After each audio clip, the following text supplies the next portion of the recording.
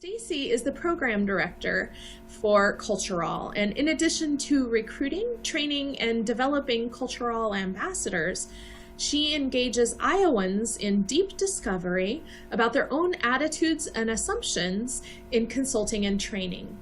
She formerly worked as an educator in international baccalaureate schools and Des Moines public schools, fostering inquiring, knowledgeable, and caring young people. So as we get started today, please know that we're going to be using the chat feature. So we want to make sure that you know how to use chat. Simply click the chat button within your Zoom window. It'll open a new pane. And we're going to be sharing a file in there today. We're going to be inviting you to provide comments and participation. We also will be using breakout rooms later. And for that reason, we want you to be camera ready and ready to unmute and be on camera. So we encourage you to stay active and engaged. And then the last tip that I will tell you is that when Stacey shares her presentation, I encourage you to set up your screen for the best viewability. So after she does her screen share, you have to let her do that first. You'll want to go up to View Options and then Side-by-Side Mode. And what that does is it splits your screen so you can see the slides on one side and the presenter on the other. And then you can drag the invisible divider bar between the two to resize your window for the best viewability, since we all have different monitors. So with that said, thank you so much, Stacey, for being here with us today, and I'm turning it over to you. Thank you. Thank you for having me. I'm excited to see all of you here. So as Angie said, I appreciate you staying muted and using the chat function. I will invite you to speak for sure. So whatever you're comfortable with, unmuting or using the chat function. If it gets messy, we'll raise hands and that kind of thing, but I think we'll be fine. I like to call myself sometimes a recovering middle school teacher, but I loved teaching middle schoolers, and I have missed it every year that I've been out of the classroom, except this one. I can't even imagine what that's like for folks right now. So yeah, it is 2020, and we're all learning and unlearning. And so with that, I'd like to, before we get started, ask you a question. And we're going to use the whiteboard to share. And that question is, how will you stay engaged today? I see a lot of people working from home. So with the whiteboard, go ahead and type in the whiteboard or draw in the whiteboard. How are you going to stay engaged today? Go ahead and do that. Y'all see it? So I assume that most of us are learning and development professionals and probably know this, but if you haven't used that whiteboard feature before, the only thing you need to do is activate it on your screen. So right here within the Zoom window, go up, choose View Options, and then choose Annotate. And it will open a palette with several different options so you can type or draw. Probably you'll like to use the type or text feature. Click on screen, type your message, and then after you press enter or click somewhere else on screen, we'll be able to see the message that you typed as it appears on screen.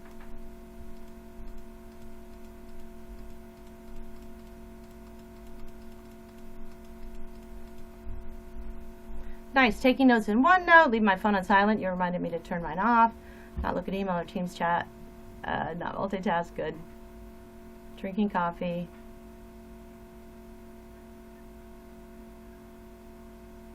Anybody else? Sorry, I got in here late. What am I typing in? How are you going to stay engaged today? Oh. Working from home. You could just say it if you want.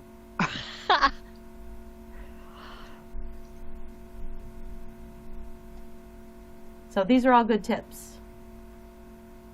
But I'm going to move on. Thank you for sharing that. So I'm going to go back to my slideshow, and you can set up like Angie said. And, I've been doing Zoom since, March? And it's still clunky sometimes. So I appreciate your grace for being clunky.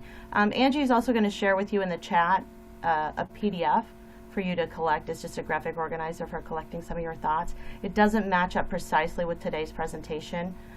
So I didn't initially include it, but if it is helpful for you, please do utilize it. But from the session, we want to be able to strategically redesign diversity programming, select the right activities to practice inclusion, and utilize the 5 stages of intercultural awareness. If you happen to watch the video that I included, then you know a little bit already about the IDI that we'll be talking about, and I'm going to get to that, but I'm going to talk quite a little bit in the beginning.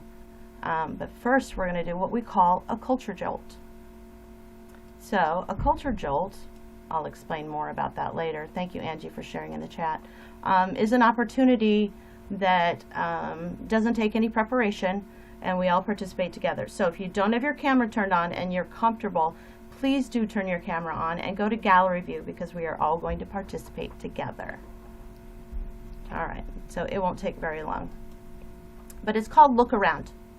All right, so you can stand up or you can stay seated and you're going to look around. And when I give you a direction, you will move only your head. So if you're standing or seated, thank you, Caitlin. If you're standing or seated, it doesn't matter, because you're only going to move your head. So when I tell you to look up, not with your body, just your head. When I tell you look down, and I'll just say down, look down. When I tell you to look left, and when I tell you to look right, look right. Clear? Any questions?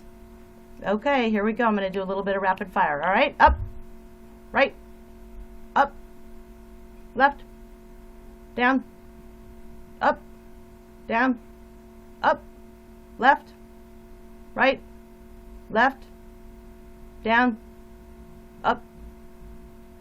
Wow! You should be on a synchronized swimming team or something. That was amazing. Okay, it's got to get a little harder, right? So when I say up, look down.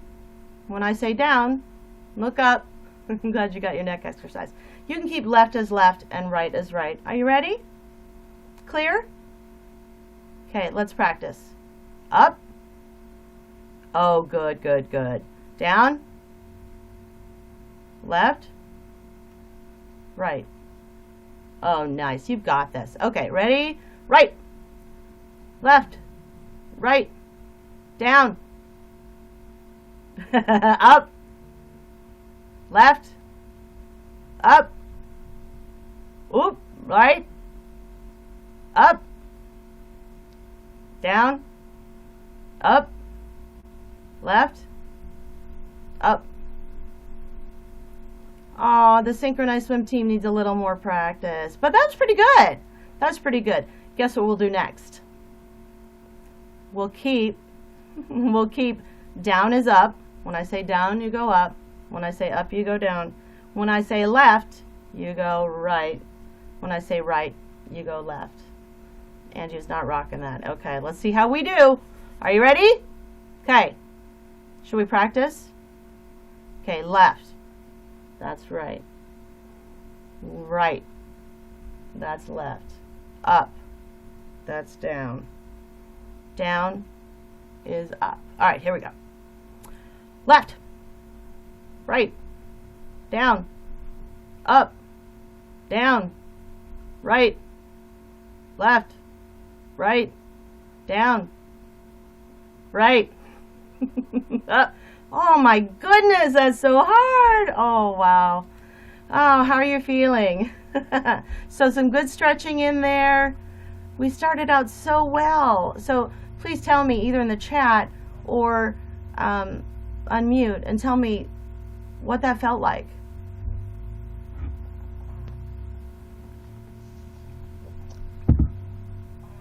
Carol? As it got progressively more, I had to engage that prefrontal cortex. Everything slowed down. I had to hear it, process it, and then think, oh no, that's not what she said. I need to do the opposite. And I'm not good with left or right in the first place. And so I'd be like, where am I going?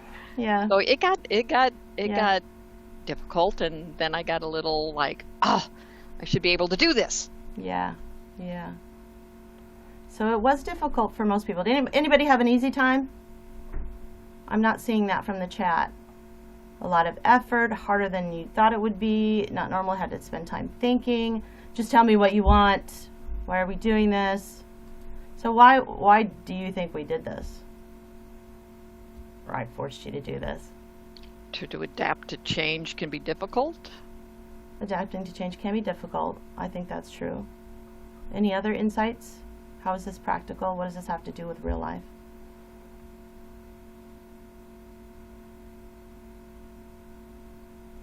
Non-native language speakers may require longer processing. For sure. Anything else? Carla, you're unmuted. Did you want to add?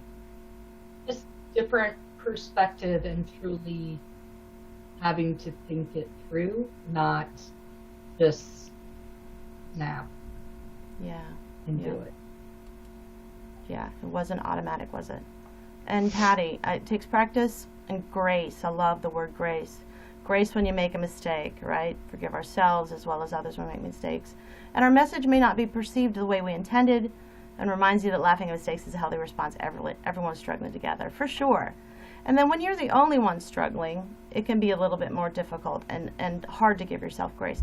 But it also points to the fact that when we know things, the old way of doing things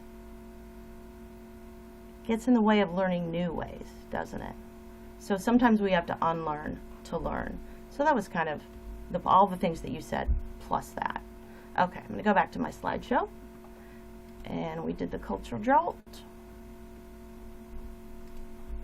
And again, I'll talk more about culture jolts in just a little bit. But I want to talk to you about why we came here specifically. And it's about diversity and inclusion. So this is how we see it at CultureALL, what diversity and inclusion is. And if you're using your graphic organizer, there are some blanks in there that you could fill in if you like. But when we talk about diversity, that's really the demographics, right? And we assess that by representation. Who's in the room? Who's at the table? Who's in the organization? And what different dimensions of diversity do they bring, right? Race, gender orientation, income, ability, education level, all that stuff. So that's a demographic. You can see that, or you can get at that information fairly easily. Inclusion is the what, right? Whereas diversity is the who, inclusion is the what. And when we're inclusive and we're well managed and we're operating together, we use those differences to have a better outcome, right? Allowing everybody to contribute, considering all perspectives and opportunities for everybody, that we get to a better outcome. And we assess that with outcomes, right? The climate in the group, tenure, how long people stay, turnover, conflict, all those kind of things. That's how we assess that. Well, how do we get from diversity to inclusion? Well, we need to be able to adapt and accept differences, right? That's intercultural competence. That's the how. And we assess that with something called the IDI, Intercultural Development Inventory. That's the tool that I'm going to tell you about today. Any questions, any comments before I move on? Just raise your hand or unmute. Well, I guess one of the hot terms that's come in is equity. So I see diversity, equity, and inclusion quite a bit. Is equity and when you have inclusion, talking about that? Yeah. When you have inclusion, you have equity, okay. Right? When you have an inclusive environment, you are practicing equity. You're equitable to each and to all. Yeah. So I understand DEI, the E is missing from here, but that is a given with inclusion. If we are inclusive, we are providing equity. Thank you for that clarity moment. Okay. IDI, Intercultural Development Inventory. We'll spend a bulk of our time talking about this. I'm not going to read all of this to you. Feel free to read it. And also I encourage you, if you're curious and you like that sciencey stuff, to go to IDIinventory.com. They have all the studies, they have all the scientific validation, they have all that good stuff that I don't really wrap my brain around very well, but it is scientifically validated. It is accurate. I've done almost 300 individual feedback sessions with people, and it's accurate, it's helpful, and I'll talk more about it in a minute. We're going to get to IDI after we do one more little exercise. So if you would, jot down in OneNote or on a piece of paper or keep track in your head the 3 people in your life that you trust the most outside of your family. So capture that for me. I'll give you 1 minute. Only 3 that you trust the most, that you are not related to by law or by blood.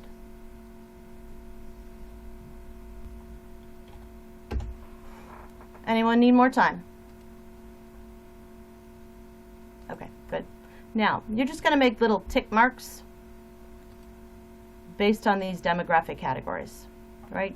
If this person, or these three people, are like you, if they have the same gender as you, make a tick by each person that has the same gender as you, of your three people. If they have the same gender identity as you, ticks. If they have the same sexual orientation as you, same race, same marital status,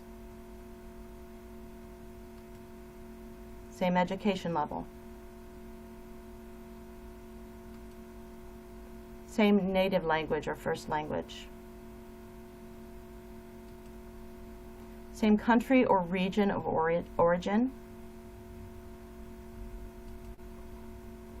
same socioeconomic status, same or similar age, and same ability or disability. Now, without saying anything in the chat or unmuting, what did you notice?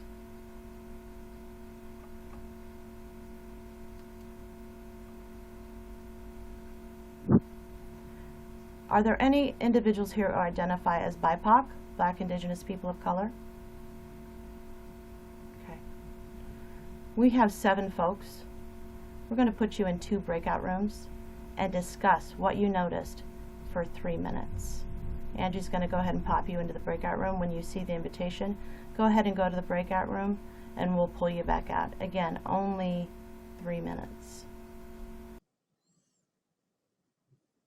Welcome back, everyone. It sounded pretty similar in both rooms. Could I have quick insights from 2 people that want to share, that want to speak up? I could talk for our room. I think it was room 1, but I'm not sure of that. There were 3 of us, and we all said that pretty much the 3 people all were very much like us, with the exception of education, just slight difference, and maybe marital status. And we also talked about how long these people had been in our lives, and mostly years and years and years. Yeah, thanks, Nancy. Someone else want to share from the other room?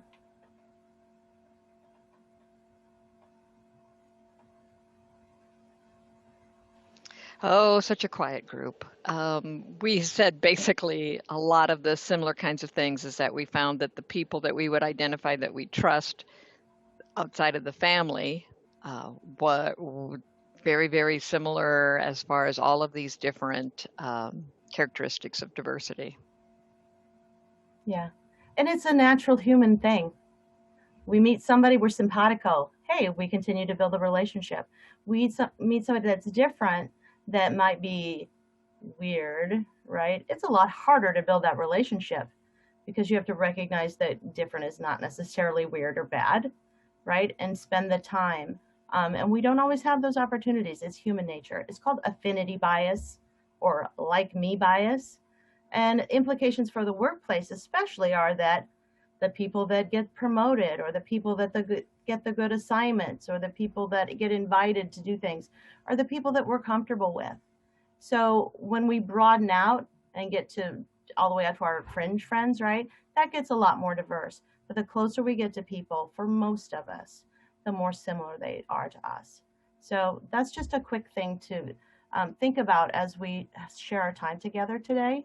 Because, as James Baldwin said, and you may have seen this a lot, I've seen it a lot recently, thanks to BLM, but not everything that's faced can be changed, but it certainly can't be changed until we face it. So we come to the IDI, Intercultural Development Inventory, and the Intercultural Development Continuum. That's what this is called. So it's a continuum, it's a model, it's a spectrum.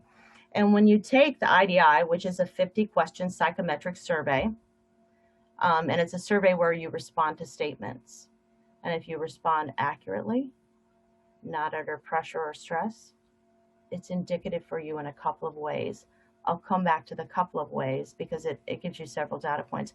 But I want to share with you the mindsets and what they mean. And I'll direct your attention to the two on the left, denial and polarization. Those are the two difference avoiding or the ethnocentric sort of mindsets. The my team is best, right? Why in high school, we hated Dowling. So you maybe not know about Dowling because you're in Nebraska and I'm in Iowa, but oh, we just hated them when we played them in football or basketball or whatever, right? And people that were from there. That sounds ridiculous now, doesn't it? But that's an example of ethnocentrism. The two on the right, acceptance and adaptation, are ethno-relative or more difference-seeking mindsets. And minimization in the middle is a transitional mindset. And I think a really good way to share with you the mindsets is to give you a concrete example, and one that many of us share, most of us share, which is what happened to George Floyd at the hands of Derek Chauvin in Minneapolis this year. Is there anybody that's not familiar with George Floyd? Speak now. Okay, then I'm going to use that example. So, the two on the left, denial and polarization, don't sound very good, do they? You're in denial. You're polarized. They don't sound good. I don't necessarily like the terms. I like to think of them as innocence, a lack of, and not even ignorance, but an innocence, a lack of opportunity, really, because IDI really reflects not whether you're, well, I'll come to that later. Anyway, thinking about denial, I see what happens to George Floyd at the hands of Derek Chauvin. I'm in a mindset of denial. And I say, oh my gosh, that's awful. That man died. You know, it really doesn't have anything to do with me. I grew up on the farm, 4 generations on the farm. We're good people. We're Christians. We're charitable. We respect people that respect us. But it just really doesn't have anything to do with me or mine or my life. So I am missing difference and missing that difference matters. I'm not doing it on purpose. Again, it's not a willful denial. It's an innocence that this does have something to do with my life and the world that I live in. If I'm in polarization, I'm going to have my same identity, right? And I'm dominant culture all the way, just as I appear, except for being a woman, right? White, Christian, Protestant Christian, straight, married, have kids, middle income, all that stuff. If I'm in polarization, it's one of two things, but they're both us versus them. And polarization defense is when I feel attacked. So I'm in polarization defense. I see what happens to George Floyd at the hands of Derek Chauvin. I'm like, oh my gosh, that's terrible. A man died. Oh, but you know, why is he the poster child for Black people? He's a criminal and he was on drugs. And what are the police supposed to do when, you know, they have to make life and death decisions? We can't second guess the police or ask them to put themselves at risk. I'm feeling attacked for me and mine and my culture, right? By Black Lives Matter, by people who might attack the police, particularly since I have a military son and another son that's going through the process of becoming a police officer. So I feel attacked. I'm polarized because they, whoever they are, is coming for me and mine. If I'm in reversal, it's still us versus them, but now them is better. Oh my God, that man died, and what is wrong with white people and white cops killing Black people? Oh my goodness. Me and mine, we need to get on board. We need to figure out what's going on here. We are in the wrong. That's a polarization reversal where now I'm taking that other side, right? Whatever that other culture is, because people like me don't get it. We're wrong. We need to do something to change. If I'm in minimization, which is where 2/3 of people who take IDI find themselves developmentally, oops, I forgot to tell you that polarization judges difference. If I'm in minimization, I'm that Midwest nice. I treat everybody the way I want to be treated. I follow the golden rule, is the way I was raised. And when I see George Floyd being killed by Derek Chauvin, I say, oh my gosh, that's awful. That man died. Why does it have to be about race? I see a human being kneeling on another human being and killing him. Why can't we all just get along? Because I have de-emphasized difference, missing out on the fact that a Black man makes his way in the world and is received and responded to in the world very differently than I might with my white body. and particularly in this situation with police. So I've de-emphasized the difference. I have seen difference, but I'm not going to attend to it because I don't understand the importance. When I get to acceptance, and now I see Derek Chauvin killing George Floyd, and I say, oh my God, that's awful, that man died. And I really get the complexity of what's going on in the white community and the Black community and Black Lives Matter and people waking up to white privilege and white supremacy and Black people being oppressed for hundreds of years. And I see good and bad. And again, all the complexity, the beauty and the flaws of different races. But I maybe don't know what to do with it yet. I understand difference. I really do. But I don't know how to bridge yet. And when I get to adaptation, I've spent enough time in relationship building that I can put myself in somebody else's shoes. I can really empathize. I can really understand those perspectives. And I can bridge. I can bridge with somebody who's different from me, and I can help other people bridge with each other. So in a nutshell, these are the mindsets of IDI, the Intercultural Development Continuum. And I want to pause to give you an opportunity to absorb, but also ask questions. What have I not made clear for you about these mindsets? And I'm going to leave it up so you can look at it as we talk.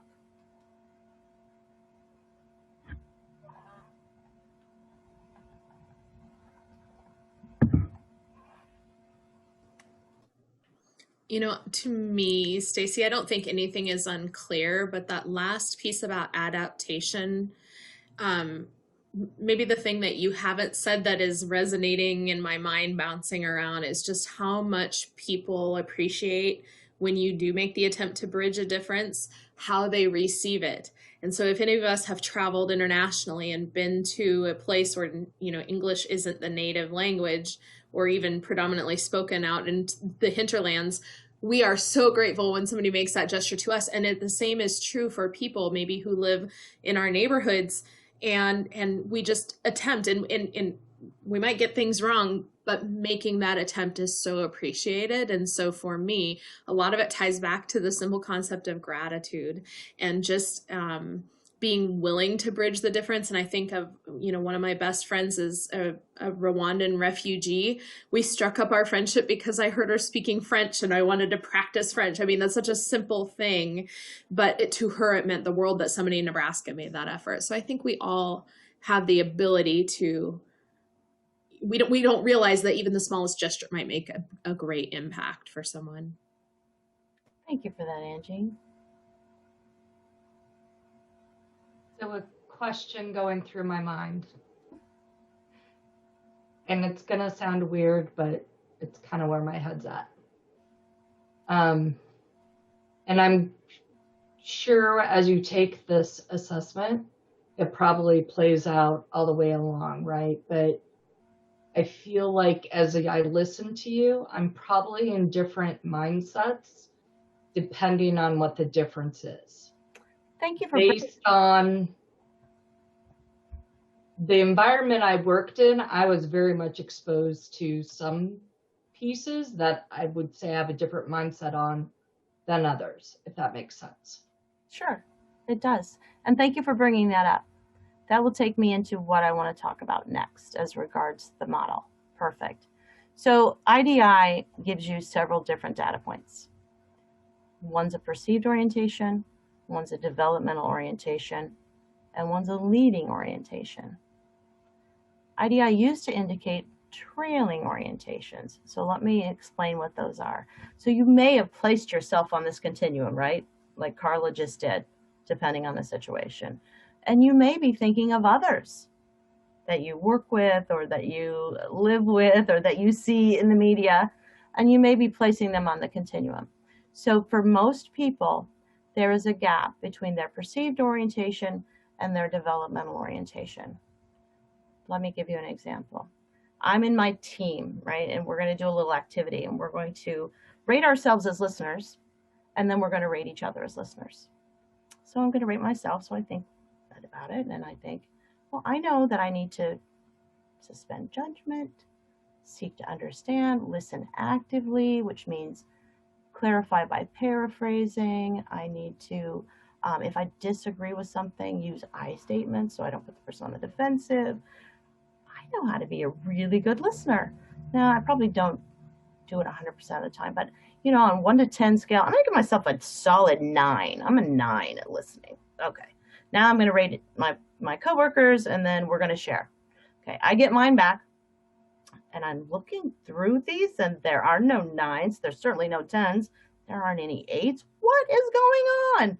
Oh, aha.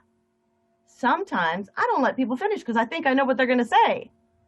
Sometimes when I disagree, I say, oh, so you mean blah, blah, blah, right? I don't always practice what I know how to do. And so IDI shows us, again, where we think we are, where we see ourselves, where we know how to be, where we want others to see us. And then it shows where we are developmentally. And that development is a function of our opportunity. If we don't experience difference, and if we don't experience in a deep, meaningful, mindful, reflectful way, then we don't make progress on this continuum. So I had a friend in college. We were great friends. She was from a traditional Hindu family. She was Indian. She was first generation American. We never talked about that. I think I asked her once if she was going to have an arranged marriage, and she's like, no. But we never talked about what it was like for her to make her way in this world as a brown girl. We never talked about what it was like to have her parents that had, again, very traditional ways and beliefs and what kind of impact that on her. Never. We had a friendship of minimization. Does that mean I didn't accept her? No. But we didn't go deeper. I didn't get to that acceptance because I didn't understand it well enough. We didn't need to. We were very successful in our friendship based on what we had in common. And that's all minimization is. Focusing on that commonality, again, that Midwest nice way. We don't ask questions because we don't want to sound disrespectful. We don't want to look stupid. And we're very successful, again, at being together on this level. It doesn't mean it's a bad thing. It doesn't mean that we're bad people. IDI does not show if we're racist. It doesn't show if we're kind. It doesn't show if we're smart. It shows what experience we've had and what we've done with it. And for many of us from dominant culture in the Midwest, we just haven't had those opportunities, first of all. And when we did, we didn't go deeper for lots of reasons. So the trailing orientation, Carla, I bring up because when we get stressed, when we get tired, when we get our buttons pushed, we can revert to some earlier behaviors. So IDI asks you to think about your own culture, and whatever that is, right? It can be anything from international culture to, religious culture. It can come down to your neighborhood. It can come down to personality and personal preference. It asks you to think of your own identity, culture, and one other. And so it's generalized around that. But again, we can behave in different ways depending on the situation. And I see something in the chat here. Oh, great thought, caller. Yeah. Any other questions, suggestions, comments before we move on?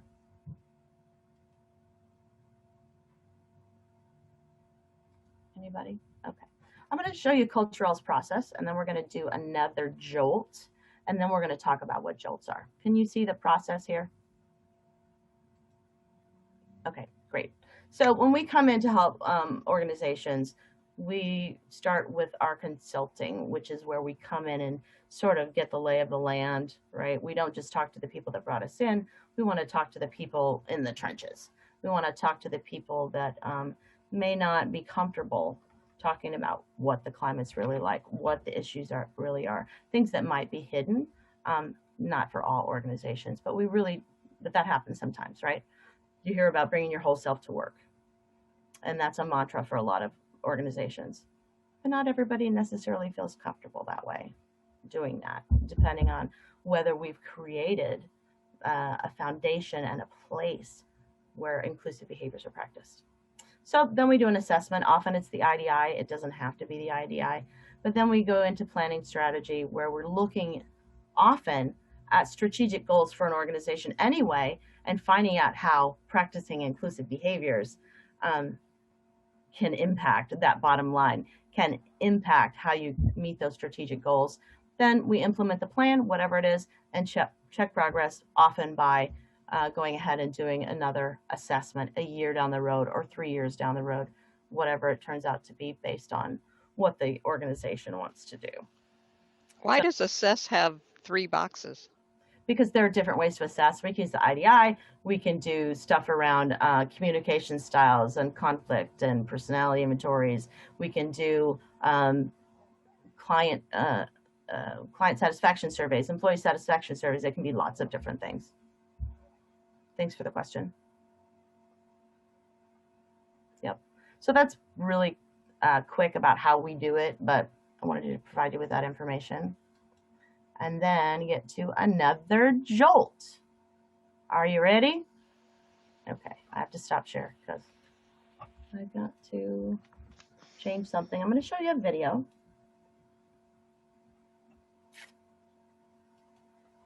And ask you to go ahead and watch through the whole thing, and then we'll chat about it.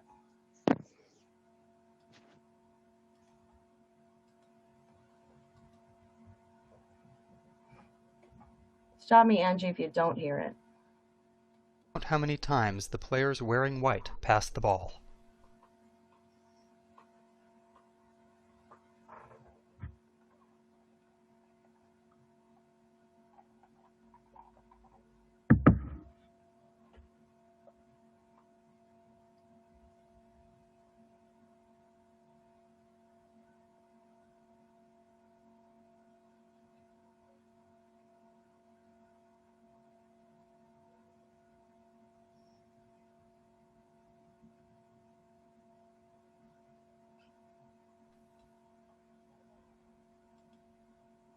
How many people guessed 16?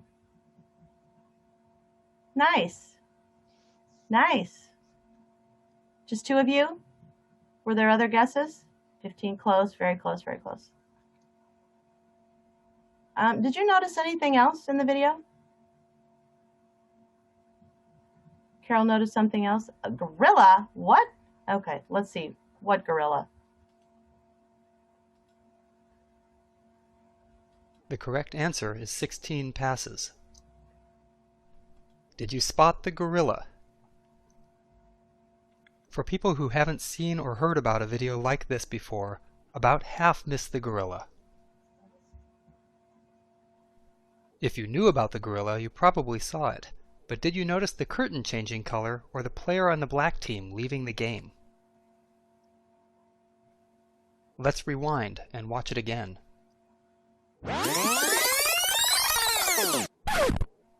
Here comes the gorilla, and there goes a player, and the curtain is changing from red to gold.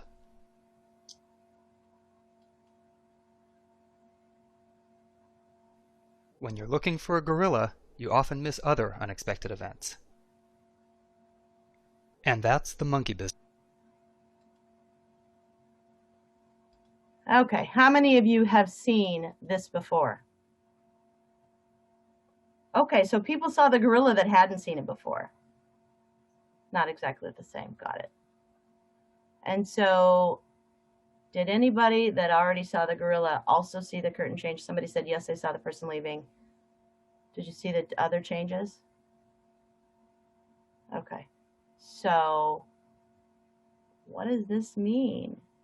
Why do we look at this?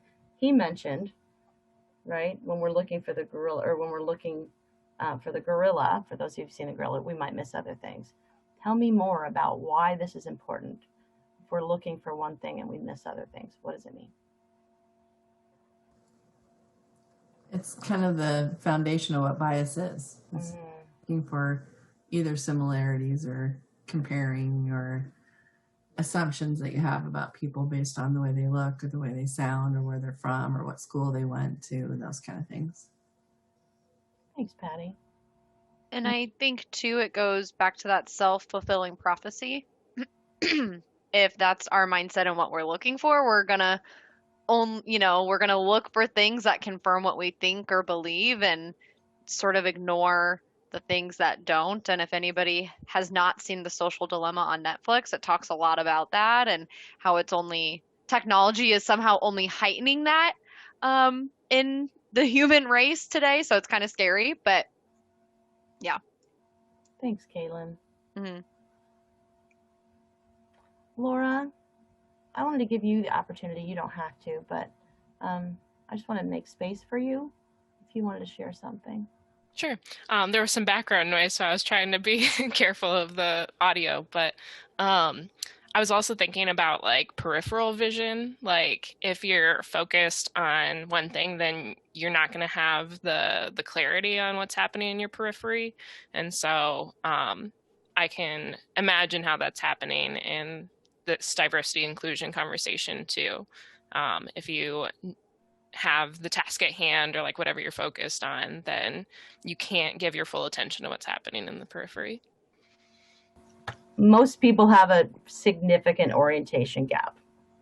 So again, that difference between how we see ourselves, where we know we are, where we want to be, and where we are developmentally. So if I see myself as in acceptance, I might very well be in practicing operating in minimization. And so IDI reveals when you do your session, you have to have a debriefing to get your individual results.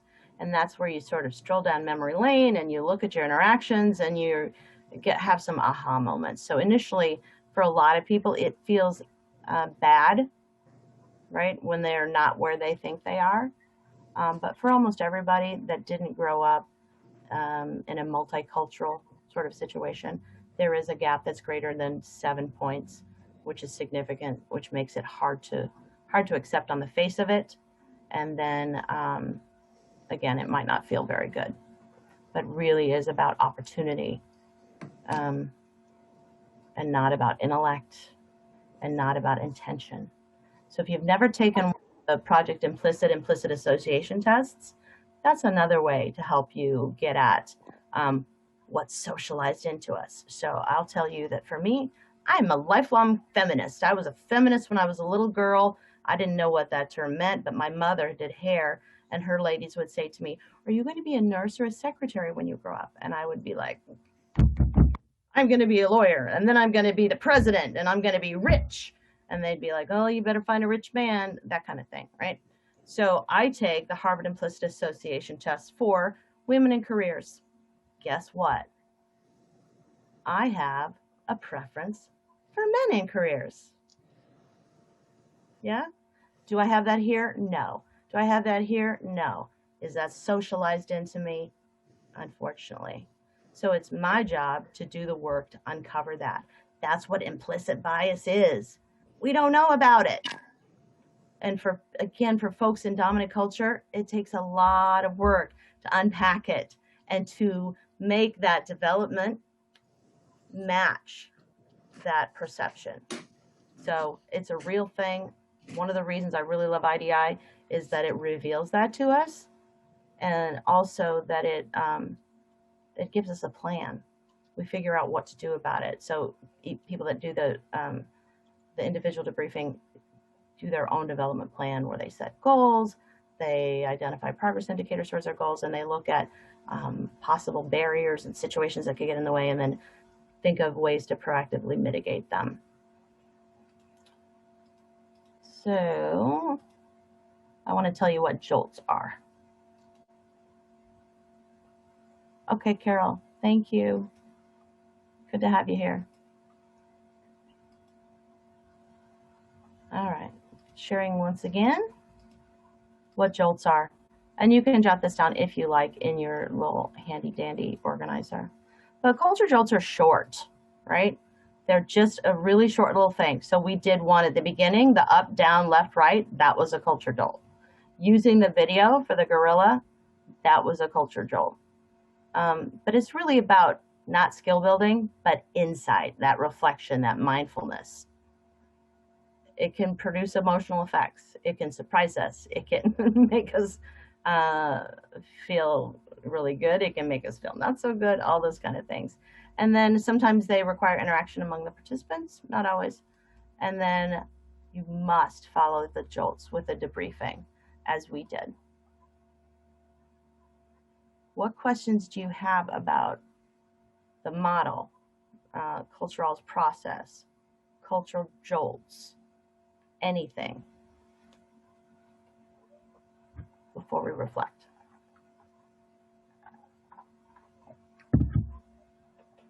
Or comments, insights. I'd be interested to hear your perspective. My current organization, they have talked to the L&D team saying, we really want your perspective on D&I training and what D&I training we should do. And in the conversations I've had with my leaders, my comment is we can't just do a training session and expect that to be enough and to start changing our culture. It has to be a top-down initiative. How do you recommend having that conversation with then the senior leaders to say it's not just about training, but we need to look at, recruitment and what that's going to do, when people are coming into the organization. And if we are going to train, what are we going to do afterwards? And right. Yeah, I could keep going, but I'll stop. Thanks, Caitlin. I popped this one up because this is my next one because you led me right into it, right? So where do you think traditional diversity training is most effective? Anybody? For the different mindsets. Somebody in denial, polarization, minimization, acceptance, adaptation. Traditional diversity training, what we usually do when we do implicit bias training, when we do, I mean, that's what most people are doing right now. Where does that work best? Maybe minimization? Yeah. How does it work for people in polarization and denial? It doesn't. It doesn't. They dig in their heels. They're like, oh, fine, I'm a racist, right? So can I ask my experience is that a lot of the workshops I've been a part of really, broad-based, right? So people don't know where they are. And part of the goal is for them to kind of find it out, even though they don't use this. Yeah. What's the recommendation when you get people who are not ready? And yet it's I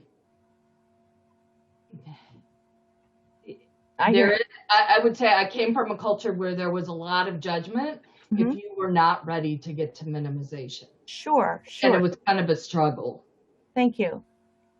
The folks in acceptance and adaptation, a couple of things that I didn't say about that.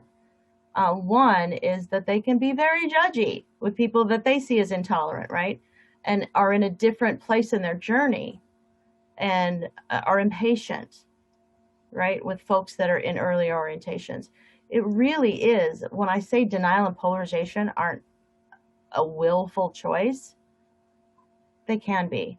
Mostly they're not. People don't have the awareness. People don't have the experience. They haven't had the opportunity and they didn't realize it was important. So I'm not excusing anybody that, is misogynistic or racist or any of the isms, right? But it really is about meeting people where they are. And I bring this up because self-selection, right? Allowing people to choose what they want to participate in when you have training is a really good idea when you don't know where they are and maybe when they don't know where they are. So in denial, they need festivals. They need to have a international foods potluck. They need to have a lunch and learn with a really non-triggering or non-risky kind of ambassador that comes in, right? People in polarization, that's a super extra tricky time, even more than denial, right? Because they're judging it. So they need to be able to have opportunities to recognize their own judgment, exercise that tolerance, and look at inequalities. So here are some examples of sort of topics. They aren't the specific activities, but these are the things that work best with folks in those mindsets developmentally so that they can begin to move. Yeah, and meeting people where they are and bringing them along on the journey. That's important, right?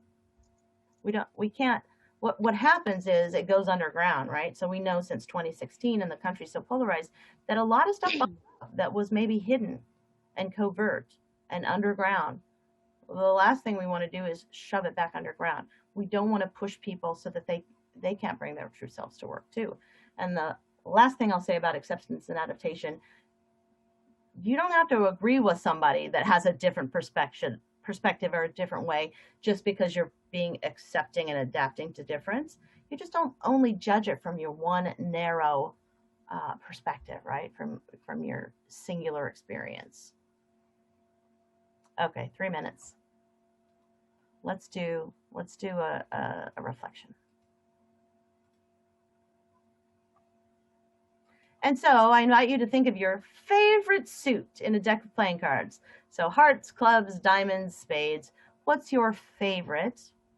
And then finish, either in the chat or by unmuting yourself, the sentence stem based on your favorite suit in a deck of cards, or based on whichever sentence stem you want to finish. And I'll leave it up there. Laura wonders why this gets forgotten or dismissed so easily. Angie says, I think we shouldn't minimize differences, but the more you learn about others, the more you realize we all share the same hopes and dreams. When we find and start from common ground, we can move forward together. Patty says, I think this was helpful for myself to see where I am. I thought I was somewhere else, but this was enlightening. Thank you, thank you, thank you. I'm going to just go to the next slide. Know that we can help. If you want data, again, that'll help with figuring out where employees' capacities are. You want to do your diversity training right, we can help through consulting. If you would like a free consultation, leave your email in the chat or contact me. Carla, thanks. Stacey, with that, we are right at the top of the hour. And everybody, if you're interested in having Stacey follow up with you, please include your email in the chat on behalf of ATD Nebraska. Thank you so much for being here today. You certainly gave us a lot of food for thought. And there's part of me that wonders if, because we self-selected as this is of interest, it would be interesting. It's kind of like preaching to the choir. Like we want to know more. And so it's so interesting, the ideas you shared about how to make non-threatening potlucks and things. I just love how you gave us specific examples that we can apply in our organizations to just make everyone feel inclusive. So with that said, thank you for a great session. I'll remain on in case anybody wants to ask questions, but I'll go ahead and end our recording. Everybody have a great rest of your day. And thank you for joining us for Employee Learning Week. Bye-bye. Thanks, everyone. Thanks, Stacey. Thanks, Angie.